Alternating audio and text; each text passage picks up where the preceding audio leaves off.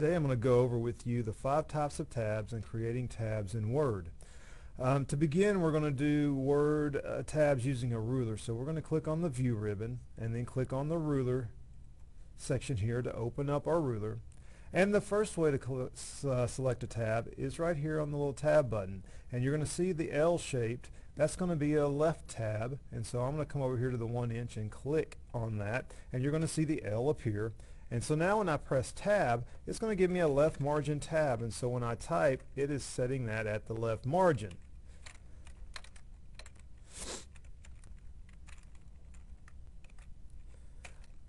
To change tabs, because that's a left tab, I click the button once and it gives me a center tab. And I'm going to put a center tab over here at 4 inches. And now when I press tab twice to get over to my center tab, any text that I type will be centered under that tab.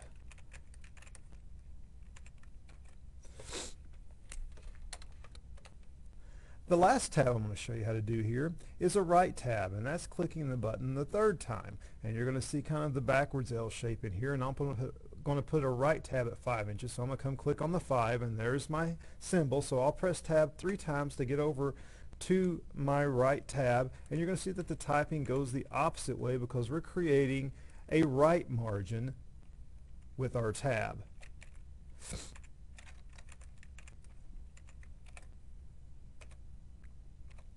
Now the other way that we can create tabs is by going to our home ribbon and coming to our paragraph section here of the ribbon, and we're going to click our drop down arrow there, and it's going to open up our paragraph dialog box, and I'm going to click tabs here in the very bottom left hand corner.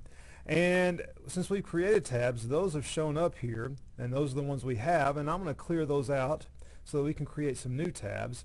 And I'm going to stay with the 5-inch tab stop position, and I'm going to create a decimal tab. And I'm going to create a tab with a leader number 2. And each one of these is a different line that goes across your page. This one happens to be a dotted one. This is a dashed line that's about midway through the text. And then this one is an underline. So all 3 of those do the same thing. They just look a little different. So I'm just going to do this one time. And so I'm going to click set. And I'm going to say OK. And so I'm going to type in my text to start this.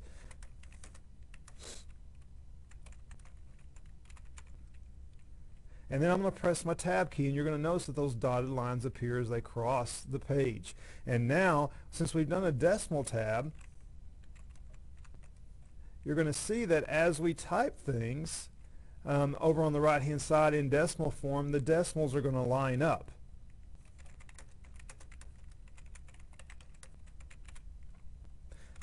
And so once again, I could use 2 or 3 different numbers, but when I put that decimal in, it lines my decimals up on my page. So those are 3 or 4 of the different tabs. We have our left tab set here where everything's going to start on the left margin. We have our center tab set here where wherever we have our tab set, it's going to center that text underneath it. We have our right tab set at 5 inches so that the 5-inch mark is our right margin. And then we have these leader tabs set up with our decimal tab, or these leaders set up with our decimal tab, so that the decimals line up so that the numbers are going to look straight in our document as we type that out.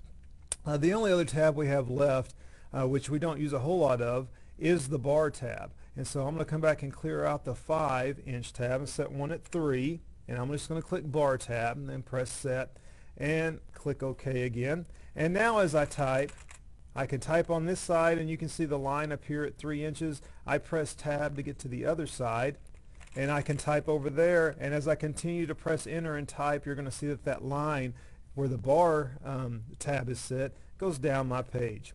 So this is how we create those 5 different types of tabs and what they look like in our document.